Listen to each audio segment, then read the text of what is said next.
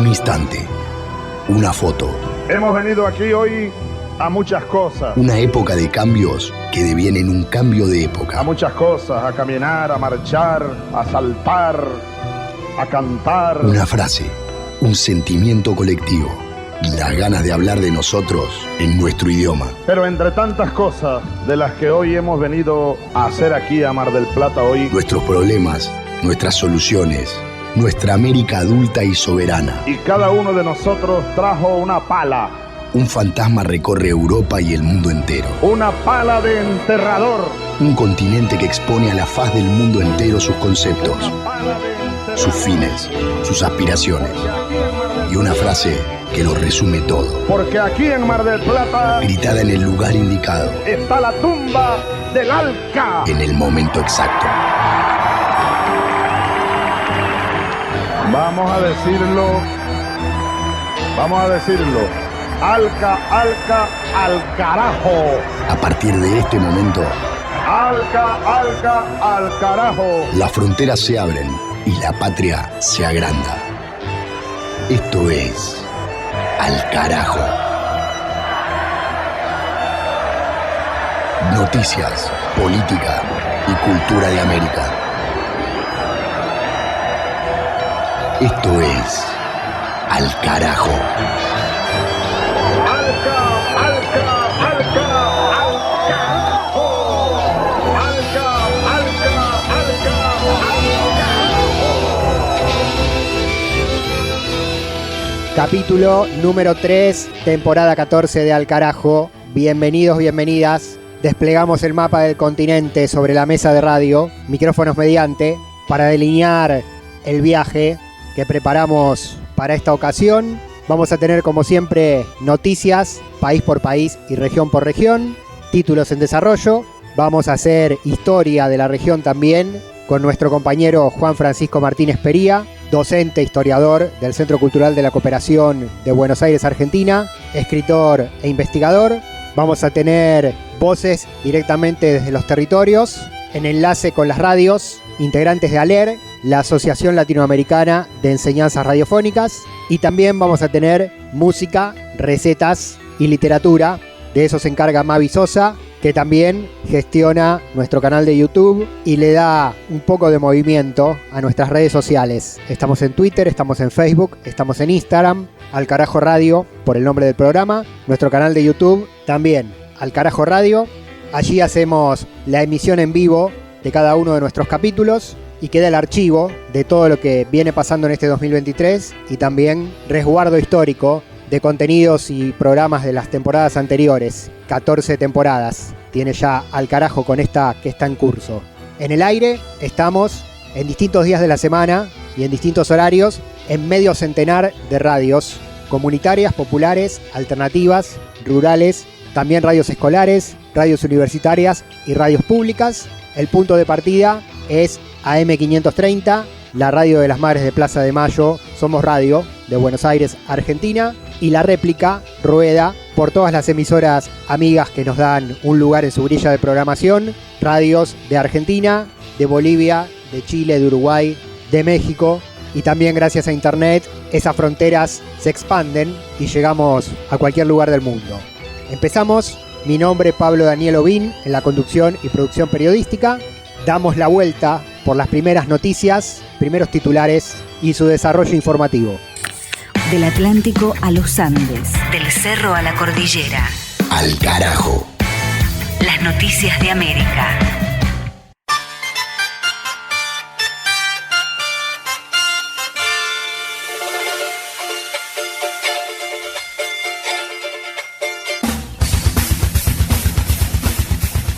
En Colombia se viene la mesa de negociaciones con las disidencias de la FARC. El presidente Gustavo Petro anunció que el gobierno y los representantes del Estado Mayor Central, remanente de la antigua guerrilla que aún continúa en armas, establecerán rondas de conversaciones de paz. El inicio del diálogo será posible gracias a la decisión del fiscal general de la Nación, Francisco Barbosa, quien suspendió las órdenes de captura contra 19 líderes del EMC para que estos puedan participar como representantes de la agrupación frente al Estado. Esto fue a pedido del propio Petro, quien el pasado 31 de diciembre, además, había decretado un cese al fuego por 6 meses con el propio Estado Mayor Central y con la Segunda Marquetalia, otra disidencia de la FARC, el Clan del Golfo, los paramilitares de la Sierra Nevada y el Ejército de Liberación Nacional ELN. Con esta última agrupación, el gobierno ya inició otra mesa de negociaciones con Venezuela como anfitrión y garante en el marco de la política oficial de paz total a la que el presidente busca comprometer a los distintos grupos armados que aún operan en el país. Al carajo. En Haití denuncian matanza masiva en un enfrentamiento de pandillas. La Red Nacional en Defensa de los Derechos Humanos dio cuenta de la muerte de alrededor de 70 personas, víctimas de disparos cruzados de armas de fuego, durante hechos violentos ocurridos en una barriada de la capital, Puerto Príncipe. Entre los muertos, la organización cuenta mujeres embarazadas, niños y ancianos y acusa a la policía por su inacción y de dejar la zona liberada al control de las bandas delincuenciales. Según los informes, el conflicto fue protagonizado por un grupo que pretendía reconquistar el barrio de Bel Air, cercano al Palacio Nacional, y planeó un ataque armado en la zona, y que sicarios, que responden al líder mafioso Kempe Sanón, repelieron la invasión con ayuda de las pandillas locales. Actualmente, según la Red de Derechos Humanos haitiana, más de la mitad de la capital está controlada por bandas que extorsionan, secuestran y asesinan a ciudadanos comunes, a funcionarios estatales y a comerciantes, con más de 150 secuestros registrados en lo que va del año. Al carajo.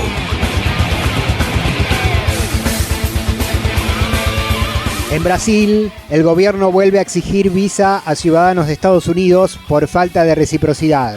La medida, oficializada en los últimos días, entrará en vigor el próximo 1 de octubre y se extenderá también a Japón, Australia y Canadá, países que tampoco permiten el libre ingreso de brasileños y brasileñas. Con esto, el presidente Luis Ignacio Lula da Silva revierte el decreto de su antecesor, Jair Bolsonaro, quien en 2019 había determinado romper con la tradición de trato igualitario en la relación con Estados Unidos en el marco de su alineamiento total con el entonces jefe de la Casa Blanca, Donald Trump.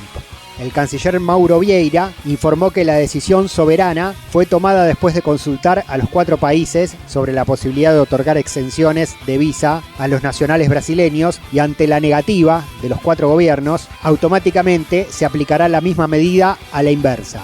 Con esto, el gobierno del PT da otro paso en el cambio de rumbo en la política exterior post-Bolsonaro, a la que se suma la decisión de reabrir la embajada en Caracas, Venezuela, y retomar las relaciones bilaterales con Cuba. Al carajo.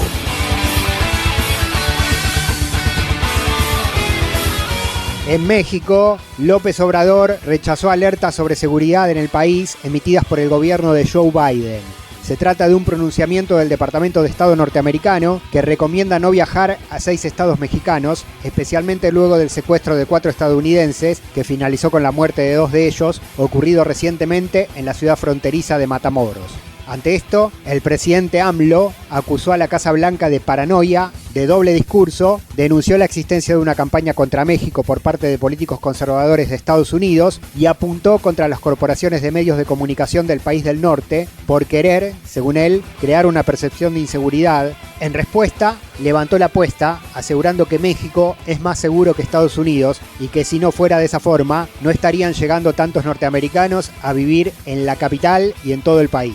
Además, Andrés Manuel López Obrador rechazó una iniciativa de congresistas republicanos para votar una ley que faculta a las fuerzas norteamericanas a intervenir en territorio mexicano para luchar contra las bandas que trafican drogas, como el fentanilo, a través de la frontera común entre ambos países. Se va a llevar a cabo una reunión en Washington que va a presidir Marcelo Ebrard, secretario de Relaciones Exteriores, con todos los cónsules de México en Estados Unidos, para informar de lo que estamos haciendo en apoyo a Estados Unidos para que no llegue el fentanilo. Se va a informar que en el tiempo que llevamos es cuando más se ha confiscado fentanilo. Pero este no es el asunto, aunque debería de ser sinceramente la preocupación tanto del gobierno de Estados Unidos como la nuestra, porque está de por medio la vida de muchas personas, sobre todo de jóvenes. Pero esto en realidad no les importa a algunos legisladores republicanos, sino lo que quieren es sacar raja política electoral. Por eso la prepotencia, la arrogancia de decir que si no actuamos en contra de la delincuencia en México, ellos van a promover una iniciativa en el Congreso para que intervengan las Fuerzas Armadas de Estados Unidos en nuestro territorio. A México se le tiene que respetar, porque México es un país independiente, libre, soberano, porque ese no es el camino, el de la amenaza, el del sometimiento, el de la invasión. ¿Qué se creen estos mequetrefes? De norte a sur, de este a oeste. Al carajo. Un viaje por el continente. Ahí va.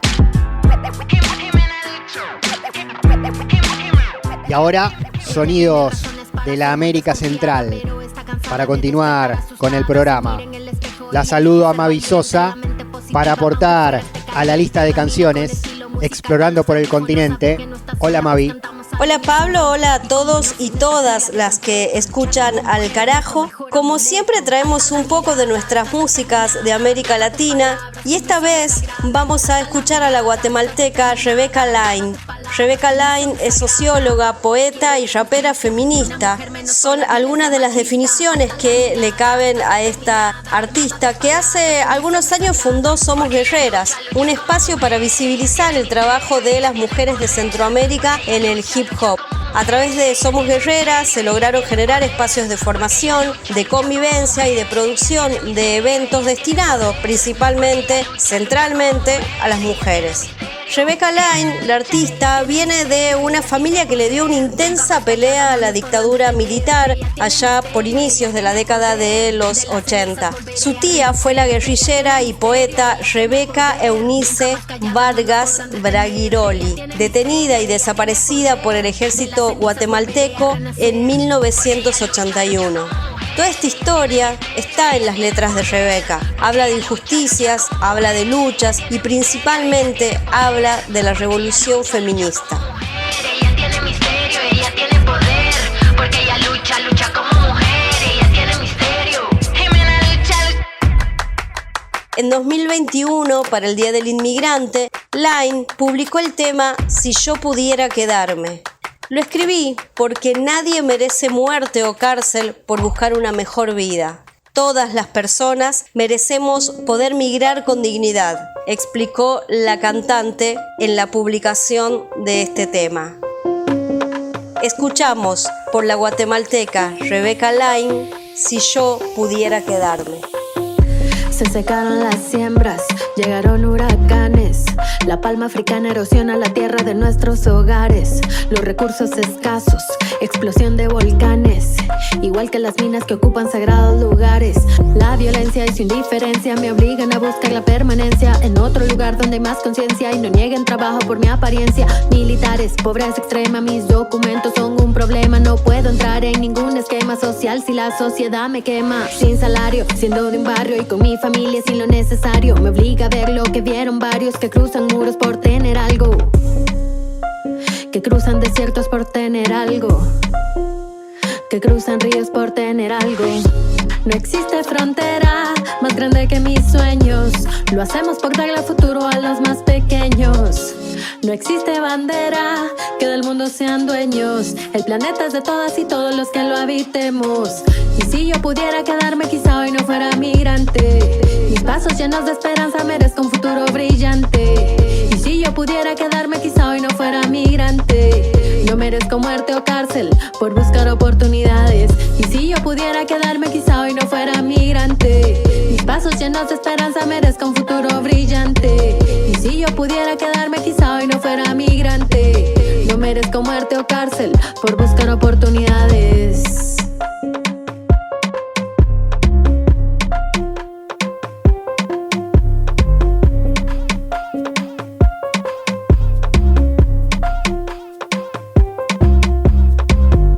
Gracias Mavi por la música de América Latina y el Caribe en Al Carajo. Escuchamos por la guatemalteca Rebecca Laine, Si yo pudiera quedarme. Las luchas políticas, las luchas sociales de la región tienen su lugar. Al carajo. No intentes correr. No podés escapar. Te tenemos controlada.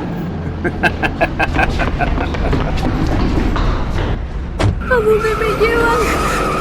36 años de guerra en Guatemala dejaron un saldo de 45,000 personas desaparecidas. De este grupo, 5,000 fueron niñas y niños. Las desapariciones siguen vigentes a pesar del fin de la guerra. De 2003 a 2018 se reportan más de 35,000 personas desaparecidas, siendo las niñas, adolescentes y mujeres jóvenes las más vulneradas. La desaparición forzada se sigue utilizando como instrumento de control social, infunde terror e inseguridad, lo que lleva a la sociedad a no movilizarse. El Estado debe cumplir su obligación constitucional de resguardar la vida de su ciudadanía. Debe combatir toda práctica que viole los derechos humanos. Este es un mensaje de la Federación Guatemalteca de Escuelas Radiofónicas, FEGER, y esta emisora. Al carajo. Seguimos en Al Carajo y ahora lo voy a recibir a Juan Francisco Martínez Pería, nuestro historiador.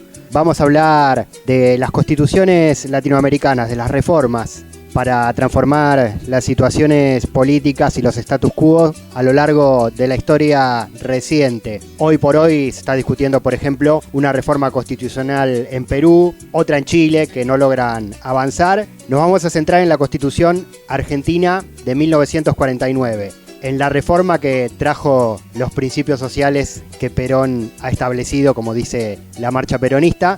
Desde ahí partimos. Juan, ¿cómo estás? Hola Pablo, ¿cómo te va? Un saludo para vos y para toda la audiencia. Es una gran alegría estar participando del programa con esta columna en esta nueva temporada de Al Carajo. Y bueno, un poco tomar la efeméride del 16 de marzo, que fue la fecha que se promulgó la Constitución de 1949, la Constitución de Perón, como vos bien planteabas, para hablar un poco del constitucionalismo social, revolucionario en América Latina, ¿no? Un poquito hacia atrás y hacia adelante. Algo que me parece importante subrayar es que la Constitución de 1949 fue una constitución muy importante, ahora después voy a volver un poco sobre eso, pero es una constitución que ha sido muy olvidada en la Argentina. Esa constitución fue derogada por un decreto ley en 1956 por la dictadura autotitulada Revolución Libertadora.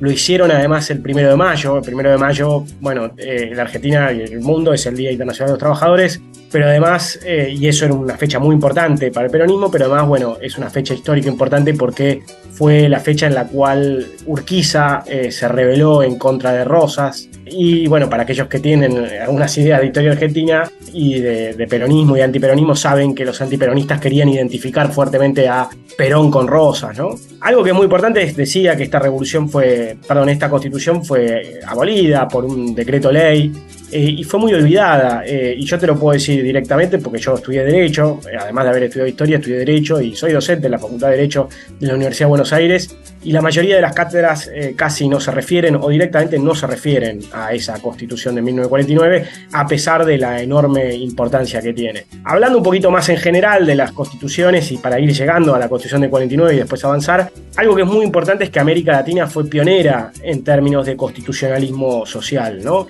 Durante el siglo XIX América Latina vio un sinfín de constituciones en toda la región, hubo infinidad de constituciones que lamentablemente no lograron aplicarse, no lograron hacer pie, ¿no? De hecho, la primera constitución de América Latina, como te imaginarás, surgió en Haití en 1801. Después Haití tuvo otra constitución en 1805, también muy revolucionaria, pero y que fue constituciones súper importantes y revolucionarias y nos muestran el carácter pionero del constitucionalismo porque establecían constitucionalmente el fin de la esclavitud y el fin del racismo, cosa que ni la Revolución Norteamericana ni la Revolución Estadounidense francesa se plantearon seriamente. Pero en América Latina la mayoría de las constituciones posteriores, en su gran mayoría, fueron constituciones hechas por las élites liberales conservadoras, excluyentes, ¿no? Y recién en el siglo XX apareció un nuevo constitucionalismo que se conoce como el constitucionalismo social. Pero algo que es muy importante es que América Latina fue pionera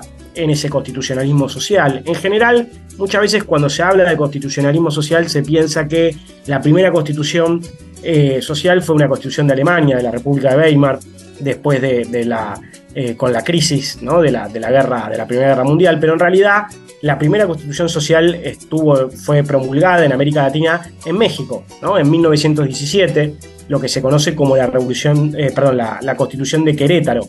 Una constitución sumamente importante que cristalizó en gran medida las demandas fundamentales de ese proceso revolucionario, ¿no? Una constitución nacionalista, antiimperialista, que establecía claramente la separación entre la Iglesia y el Estado, ¿no? Y que va a instituir derechos laborales, derechos sociales y también la nacionalización de los recursos naturales, ¿no? Una constitución sumamente importante. La Revolución Mexicana tuvo un impacto muy considerable en América Latina. Y durante las décadas posteriores, en la década del 30 y en la década del 40, van a ir surgiendo otras constituciones en ese tono, ¿no? En Brasil, por ejemplo, en Cuba hay una constitución muy importante, que es la Constitución de 1940, una constitución que Fidel Castro la definía como una constitución virgen, porque no se había aplicado nunca, ¿no? Cuando él se lidera, ¿no? la rebelión, el asalto al cuartel Moncada, y después, bueno, da su alegato en La historia me absolverá. Justamente él plantea, ¿no? esa reivindicación de esa Constitución de 1940, que era heredera de la revolución de 1933 de Cuba, ¿no? Que fue una revolución que derrocó a Machado, una revolución muy, muy importante. Hubo constituciones sociales y nacional populares, decíamos, en Brasil, en Cuba, en Bolivia también, en Guatemala, a partir de la Revolución de Octubre de 1946, y una de las constituciones más importantes de esa época va a ser la Constitución peronista de 1949. La Constitución peronista de 1949, que fue el ideólogo, fue Arturo Sampay, un jurista muy importante también, sumamente olvidado. Lo que va a plantear es toda una redefinición de cómo entender la sociedad, ¿no? Rompiendo con el viejo paradigma liberal que había entrado claramente en crisis desde ya la Primera Guerra Mundial, pero sobre todo la Segunda Guerra Mundial en el mundo, pero particularmente en América Latina, ¿no? Con una concepción fuertemente social del individuo, ¿no? Y esa constitución va a ir de alguna manera cristalizando muchos de los grandes logros del peronismo, logros que se venían construyendo ya desde 1943, ¿no? Los derechos laborales, la intervención del Estado en la economía, la nacionalización de los recursos naturales y de gran parte de los principales resortes de la economía. Obviamente, una cosa muy interesante y muy revolucionaria, la función social de la propiedad, ¿no? Y por supuesto también los derechos de la niñez, los derechos de las mujeres, los derechos de la ancianidad. Una constitución que cambió radicalmente la normativa de nuestro país y que, como decíamos antes, cristalizó legalmente los logros más importantes y más radicales del peronismo. Por supuesto, Pablo, como vos sabés muy bien, esa constitución fue atacada, la figura de Perón fue totalmente vilipendiada y siempre se señaló que esa constitución lo que venía a establecer era meramente la continuidad de Perón en el Ejecutivo, ¿no? Porque justamente lo que establecía era la reelección, la posibilidad de una reelección, y obviamente los antiperonistas señalaban eso como antidemocrático, cuando en realidad Perón siempre fue un líder electo democráticamente y con una enorme cantidad de votos, cada vez más votos en cada elección. De hecho, Perón hizo algo muy importante en la Argentina, que también se cristalizó en esa constitución, que fue quitar el voto indirecto a través del colegio electoral, el voto directo para presidente y vicepresidente. Además, obviamente, que instituyó el voto femenino, junto, por supuesto, con Eva Perón. Y otra cosa que hizo fue provincializar a muchos de los territorios nacionales, ampliando la democracia política, ¿no? Entonces, esta constitución implicó grandes cambios socioeconómicos, ¿no? El reconocimiento de importantísimos derechos sociales para amplios sectores de la sociedad, y también un nuevo paradigma, no solamente social, sino económico, ¿no? En términos de la intervención del Estado y la nacionalización de los recursos, en una clara prédica y política concreta, nacional y popular antiimperialista. Obviamente, como decíamos antes, esa constitución fue abolida en 1956. En América Latina siguieron experiencias constitucionales o intentos de reformas constitucionales muy interesantes, pero para avanzar más rápidamente me interesa señalar un poco lo que pasó en las décadas del 90. En la década del 90 hubo también un proceso reformista de constituciones, de nuevas constituciones, entre las cuales, bueno, hay una que es la de la Argentina de 1994, también una muy conocida es la de Colombia. Esas constituciones fueron bastante paradójicas, también hubo reformas constitucionales en Bolivia, porque introdujeron, digamos, algunos elementos interesantes como el reconocimiento a sectores que históricamente habían sido... bueno, también hubo una constitución muy importante de 1985 en Brasil, ¿no? Que con la recuperación de a partir de 1985, con la caída de la dictadura y la transición a la democracia en Brasil, también fue muy importante esa constitución. Pero esas constituciones, sobre todo las de esa época, fueron constituciones que estuvieron marcadas por un sesgo neoliberal, ¿no? Donde hubo reconocimientos a pueblos originarios, a pueblos afrodescendientes, pero en realidad mucho de eso quedó en letra muerta, con un discurso multiculturalista muy neoliberal, y no lograron alterar radicalmente las estructuras socioeconómicas de nuestros países. Al contrario, como bien sabemos, durante la década del 90 lo que hubo fue una enorme profundización de las desigualdades en nuestra región. Y recién, en el siglo XXI, a partir del giro progresista, giro anticolonial, antineoliberal, nacional popular, tenemos la emergencia de nuevas constituciones, ¿no? Me parece acá sumamente importante detenernos brevemente en esto. Fue una época de grandes cambios, pero esos grandes cambios populares y sociales también vinieron de la mano con importantísimas reformas. Obviamente las que primero vienen a la mente son las reformas constitucionales de Venezuela, ¿no?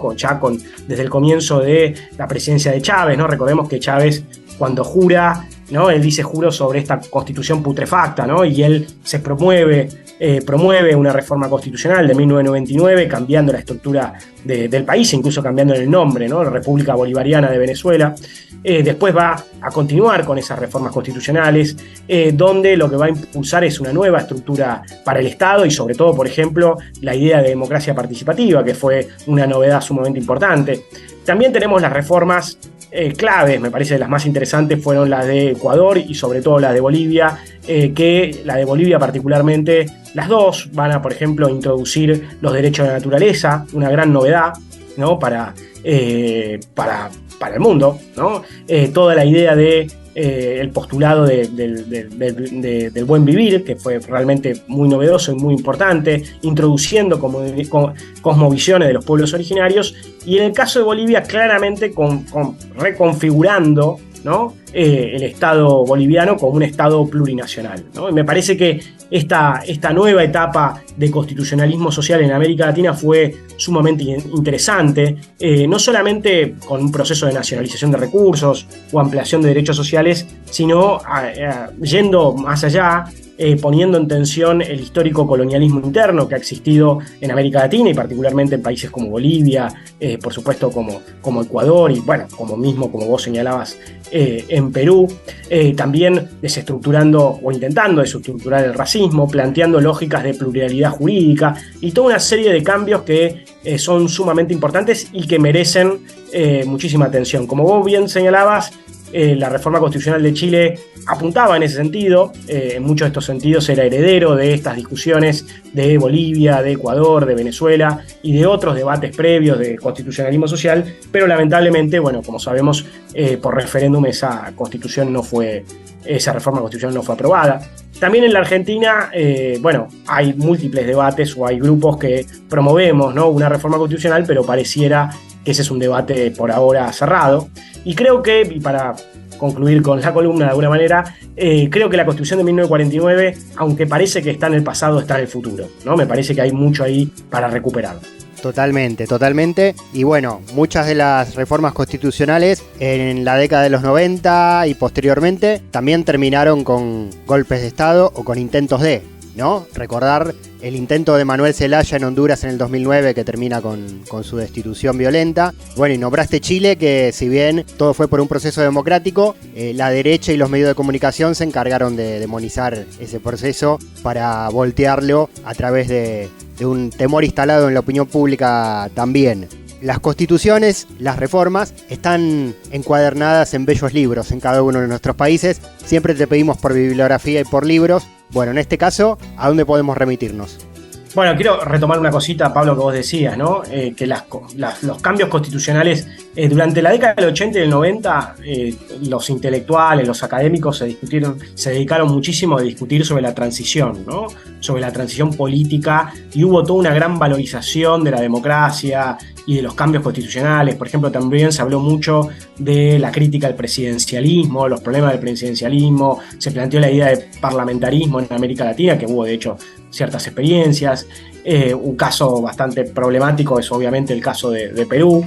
Pero una de las cosas claves es que a pesar de que hubo un proceso de transición hacia la democracia, esa democracia quedó como una democracia fundamentalmente formal, ¿no? Con una falta de democracia social muy notoria y muy evidente, y justamente esa profundización de las desigualdades fue lo que trajo las grandes crisis a fines de la década del 90, comienzos del 2000, en gran parte de la región, y que después abrieron a todos estos nuevos procesos de cambio social, político y jurídico. Me parece que lo jurídico, aunque vos decís, bueno, con razón, que a veces la Constitución es muy linda, pero no se aplica suficientemente, lo jurídico no es menor, ¿no? Lo jurídico es muy importante y debe ser recuperado. De hecho, Scalabrini Ortiz decía que todo lo que no se legislaba, claramente, todo lo que quedaba tácito quedaba a favor claramente de los poderosos, ¿no? Entonces las leyes pueden servir claramente, estas constituciones pueden servir para poner en caja como mínimo a los grandes poderes oligárquicos de nuestra región.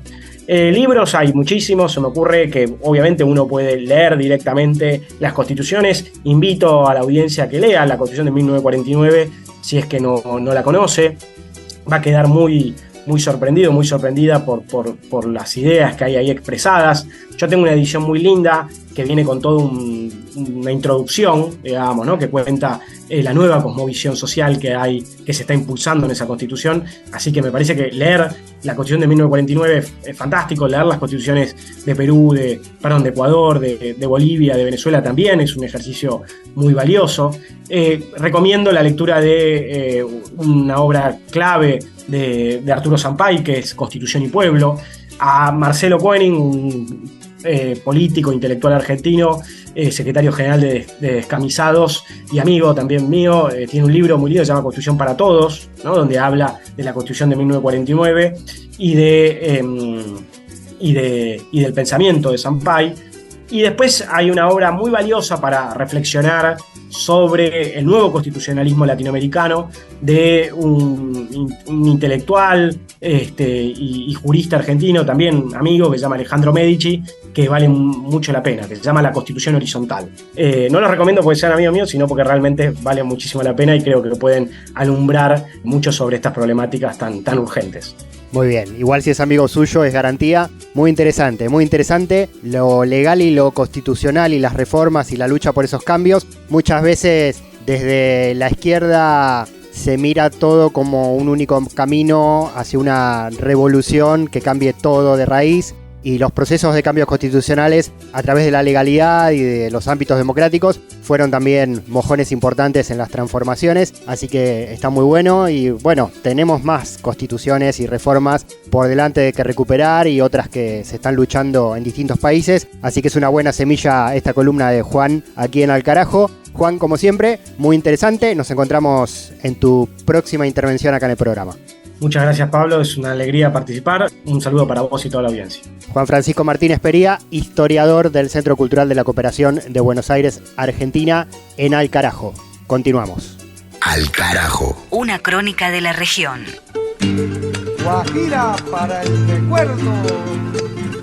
La bestialidad imperialista. Bestialidad que no tiene una frontera determinada ni pertenece a un país determinado. Bestias fueron las hordas hitleristas, como bestias son los norteamericanos hoy, como bestias son los paracaidistas belgas, como bestias fueron los imperialistas franceses en Argelia. Porque es la naturaleza del imperialismo la que bestializa a los hombres, la que la convierte en fieras sedientas de sangre que están dispuestas a degollar, a asesinar, a destruir hasta la última imagen de un revolucionario, de un partidario de un régimen, que haya caído bajo su bota o que luche por su libertad. Y la estatua que recuerda a Lumumba, hoy destruida pero mañana reconstruida, nos recuerda también en la historia trágica de ese mártir de la revolución del mundo, que no se puede confiar en el imperialismo, pero ni tantito, nada.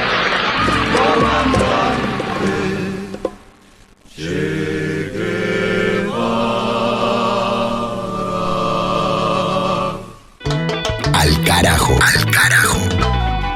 Identidad, música y cultura de América Rebelde. Seguimos en Al carajo y ahora hacemos escala en los sabores de América Latina y el Caribe. La parada nos trae nuevamente a Chile y Mavi Sosa tiene la receta. En este capítulo de Al carajo vamos hacia la mesa dulce, hacia los postres. La leche nevada es un postre típico de la gastronomía chilena y un preparado que es bastante usual en la Argentina, en Perú con algunas variantes, se come en otros países de América Latina. El postre está hecho a base de leche y huevo y llegó a estas tierras en las épocas de la colonia. Si bien el origen no está muy claro, tiene muchas similitudes con la isla flotante, un postre muy conocido de Francia, y también algún parentesco con postres de España. España tiene diferentes preparaciones a base de leche con diversos tipos de cocciones. Pero sin dudas Chile es quien se apropió de la leche nevada y este postre es hoy parte de la identidad chilena. A tal punto que a lo largo del país sus ingredientes pueden variar. Se puede usar leche condensada, chocolate, jugo de durazno, caramelo, mermelada, almendras tostadas e incluso uvas. La leche nevada se come en cualquier época del año, pero se consume especialmente en fechas patrias y días festivos. Les cuento cómo hacer una leche nevada. Vamos a necesitar 4 huevos a temperatura ambiente. Separar con mucho cuidado las claras de las yemas. Por un lado, batir las claras a punto nieve con 2 cucharadas de azúcar impalpable. En otro recipiente, batir las yemas hasta que espesen. En una olla colocar 900 centímetros cúbicos de leche con 600 gramos de azúcar y 1 cucharada de esencia de vainilla. Cocinar esto a fuego medio-bajo. Cuando empiece a hervir, bajar el fuego y colocar copos del merengue encima de la leche. Cocinarlos de ambos lados sin remover, aproximadamente 4 minutos en total. Una vez cocinados, retirarlos y reservar en una fuente.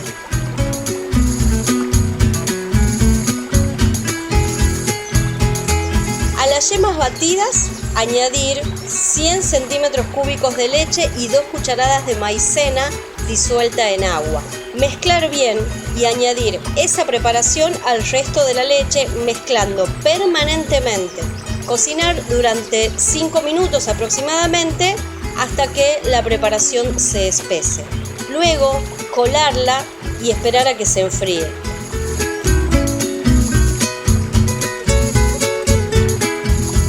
La leche nevada se sirve en moldes individuales y se reserva algunas horas en la heladera. En el momento de servir, se colocan los copos de nieve y se espolvorea con canela.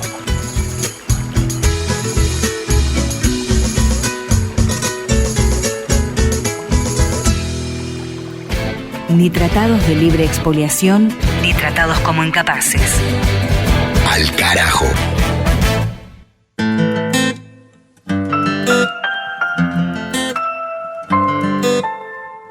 En Guatemala continúa la lucha contra la megaminería contaminante, en defensa de los territorios, de los ecosistemas, del agua, de las familias campesinas e indígenas. Se vienen realizando distintas movilizaciones y a las movilizaciones sobre la causa original se suman las protestas para pedir por la libertad de quienes son detenidos por la policía del presidente Yamatei, presos y judicializados por luchar. Ahora en Al carajo, en este segmento de contacto Interradios, uniendo el continente, compartimos informes sobre este tema directamente Desde Centroamérica, reporte de Marco Hernández de FEGER, la Federación Guatemalteca de Escuelas Radiofónicas. En la costa sur de Guatemala se realizó una caravana de vehículos y una manifestación pacífica por parte de habitantes de distintos pueblos del territorio Xinca y Mestizo, quienes exigen la liberación de 4 personas capturadas, quienes fueron recientemente privadas de su libertad por la defensa de sus territorios, del agua, de la biodiversidad y de la vida de sus comunidades costeras. La manifestación se concentró en el municipio de Tacisco, departamento de Santa Rosa. Escuchemos. 4 reos, 4 personas que fueron capturadas y que hasta el día de hoy han pasado varias horas y no hay una hora y fecha específica para poderles dar declaraciones. Sin embargo, la población, los pueblos, las comunidades se han unido para decirles, señores del sistema de justicia, queremos a nuestros amigos, queremos a nuestras personas que la liberen porque están en defensa de los recursos naturales. Cientos de personas, de vehículos que están en el lugar en apoyo a este tema que hoy estamos viendo acá en este lugar, desde la costa sur de Guatemala. Queremos manifestar nuestra inconformidad con la contaminación de las aguas de los ríos y la deforestación de los bosques. Esto, compañeras y compañeros, no afecta solamente a la población de la región marino costero, también afecta a todo el país. La salud, el bienestar, la tranquilidad en nuestras comunidades, a causa de los cañeros. Invocando el nombre de Dios, corazón del cielo y corazón de la madre tierra, de nuestros ancestros y de nuestra memoria histórica colectiva, en acto de rebeldía nos declaramos enemigos del despojo de nuestros medios de vida. Estamos en contra de la deforestación, la contaminación y la apropiación del agua, el desvío de los ríos e irrigación de químicos dentro de nuestro territorio. Exigimos al Estado el cumplimiento de sus deberes a fin de responder por la protección de la persona humana y la familia, garantizar la libertad, la justicia, la seguridad, la paz y el desarrollo integral de la persona. Incluso el día de la verificación de los daños que se están haciendo, esa tala inmoderada en el sector, elementos de la Policía Nacional Civil y Ejército de Guatemala también hicieron presencia en el lugar, donde horas más tarde se reportaron capturas producto de una fuerte discusión que se manejó en el lugar, específicamente acá en el sector cañero, ¿verdad? Primero se tenía la audiencia contemplada para el día de ayer, lunes, para las personas que fueron capturadas. Luego se indicó que hoy a las 11 de la mañana y luego indicaron en horas de la noche que lo trasladarían para el próximo viernes. Y esto despertó inconformidad en la población. Se organizaron en una de las consignas que hoy el pueblo Xinca está trasladando este mensaje al gobierno, a las autoridades y al sistema de justicia acá en el sector de la costa sur de Guatemala. El alcalde de Tacisco, Uben Castillo, al respecto de la manifestación ciudadana en favor del respeto de los recursos naturales, expuso. Es una prueba de lo que la gente realmente está sufriendo allá abajo, una respuesta de todo el daño que se le ha hecho al medio ambiente. Ya el canal de Chiquimulía, que producía tanto pescado, está solvado, está secando totalmente, producto realmente que los ríos ya no bajan allá al canal de Chiquimulía. Yo creo que esta es una manifestación y una lucha justa realmente, en donde pues la población, todo nuestro sector de la playa está pidiendo realmente de que liberen los ríos, ¿verdad?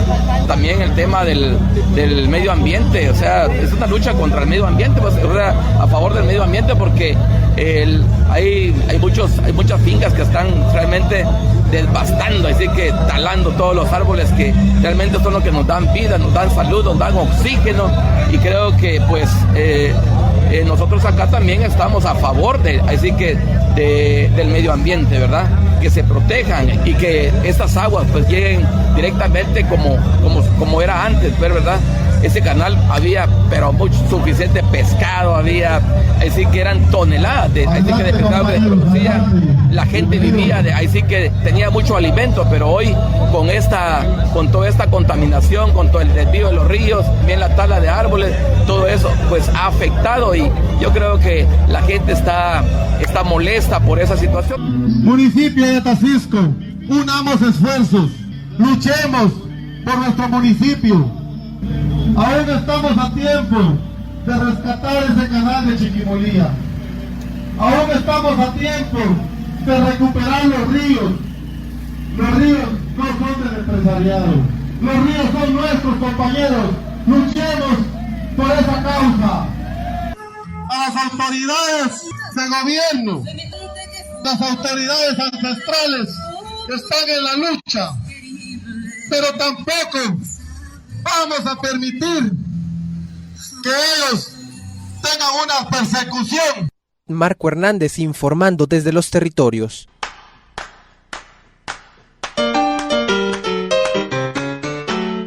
Y desde Guatemala bajamos a Ecuador. Informe desde la red Corape sobre el paro y movilización en defensa de la seguridad social, contra la privatización, contra el vaciamiento, que protagonizaron sindicatos y movimientos sociales contra las políticas del gobierno de Guillermo Lasso. Informe de Rolando Goyes desde Quito.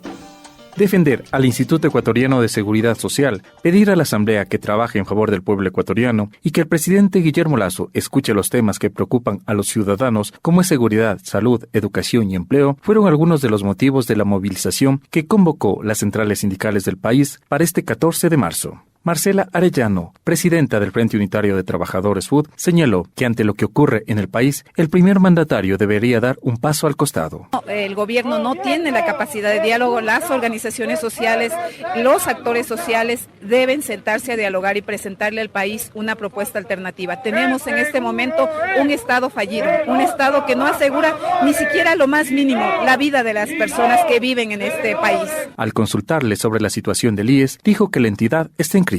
Está en un momento de profunda crisis que se expresa en la gobernabilidad. Allí ni siquiera los afiliados y jubilados, que es la razón de existencia del IES, tenemos representante. Para Ángel Sánchez, dirigente sindical, los trabajadores no están representados en este momento en el Consejo Directivo del IES. No tenemos ninguna representatividad. El gobierno ha manejado de tal manera las cosas que el representante es parte del gobierno. No estamos representados y exigimos que afiliados, asegurados y pensionistas estén representados por alguien que vele por los intereses de la seguridad social. Varios asambleístas del bloque de Pachacutic que recibieron a los trabajadores ratificaron su respaldo a los pedidos. Así dijo el legislador Mario Ruiz, Fernando Cabascango y Peter Calo. Hoy estamos nosotros aquí en la Asamblea Nacional, pero estábamos siempre con ustedes en estas marchas antes de estar en la Asamblea Nacional. Y cuando salgamos de aquí, volveremos a las calles igual con ustedes, asimismo, a defender los derechos de los trabajadores. Pero estamos firmes con el compromiso de seguir trabajando por ustedes desde la Asamblea Nacional. Nosotros no estamos en contra de ustedes, ni ustedes están en contra de nosotros, porque somos los mismos. Compañeros y compañeras, tengan la seguridad de que Pachacutic va a seguir peleando aquí. Digan lo que nos digan, de lado y lado, hagan lo que hagan, seguiremos junto a ustedes. Edwin Bedoya, vicepresidente de la CEDOCUD, mencionó que los trabajadores seguirán en movilizaciones. En el día se siguen rifando los hospitales y el negociado. Entonces sí exigimos más de la Asamblea, sí exigimos más de nuestros compañeros asambleístas, sí les estamos exigiendo, sí les estamos hablando, pero es necesario encontrar resultados. Para concluir, solicitaron que la comisión que trate el Código Laboral los pueda recibir la próxima semana para plantear sus observaciones a esta normativa. Movilización que se desarrolló sin inconvenientes y concluyó en los exteriores de la Asamblea Nacional. Ese ha sido nuestro aporte, que lo hicimos desde la Coordinadora de Medios Comunitarios, Populares y Educativos del Ecuador, Corape. Fue un gusto acompañarlos. Rolando Goyes se despide de ustedes. Hasta pronto. Gracias a las radios comunitarias de ALER, la Asociación Latinoamericana de Enseñanzas Radiofónicas, las noticias en voz propia desde los territorios. Escuchamos a Rolando Goyes desde la red Corape de Ecuador y previamente Marco Hernández de FEGER, la Federación Guatemalteca de Escuelas Radiofónicas. Llémosle ya, oh sí, a cara de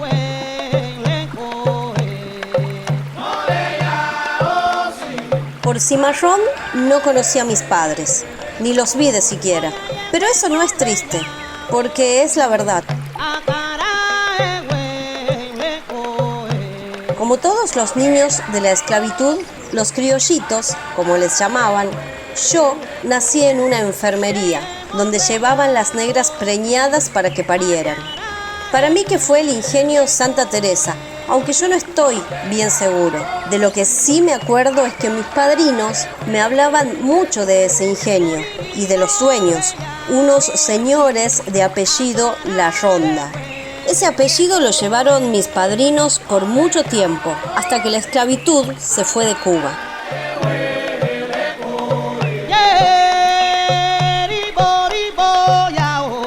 Los negros se vendían como cochinaticos y a mí me vendieron enseguida. Por eso no recuerdo nada de ese lugar. Sí sé que el ingenio estaba por mi tierra de nacimiento, que es toda la parte de arriba de las villas, Zulueta, Remedios, Calvarien, todos esos pueblos hasta llegar al mar. Luego me viene a la mente la visión de otro ingenio, el Flor de Sagua. Yo no sé si ese fue el lugar donde trabajé por primera vez. De lo que sí estoy seguro es que de allí me huí una vez. Me reviré, carajo, y me huí.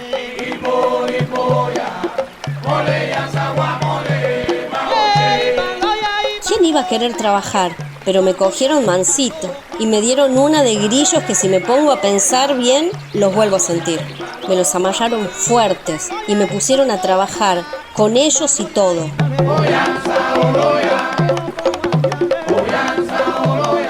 Uno dice eso ahora y la gente no lo cree, pero yo lo sentí y lo tengo que decir. Al carajo.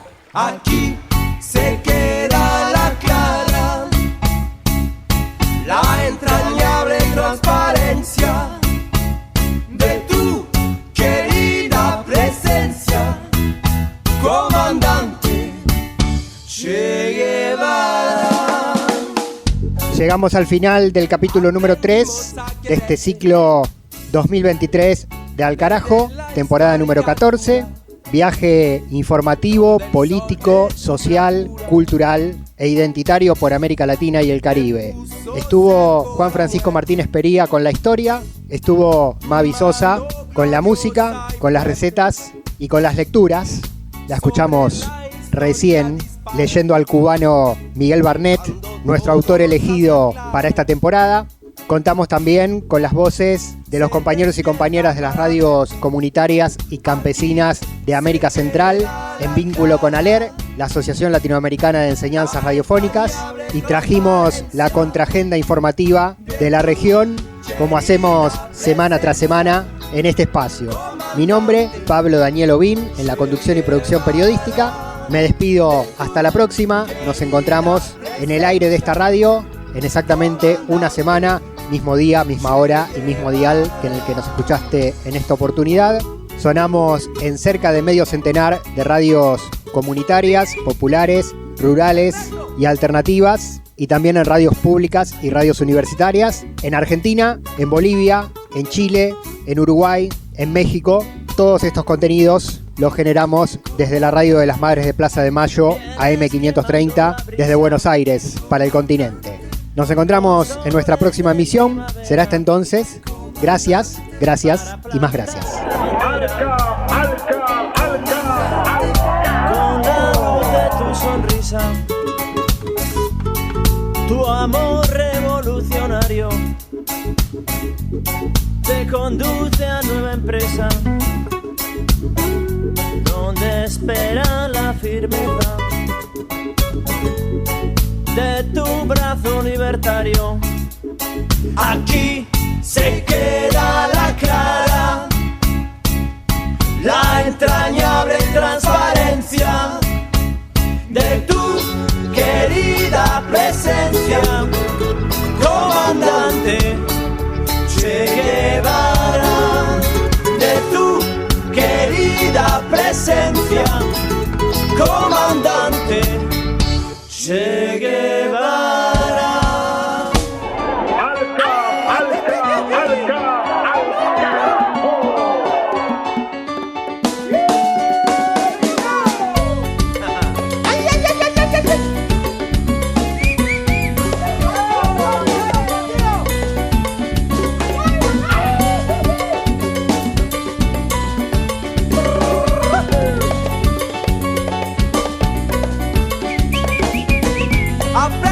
morfa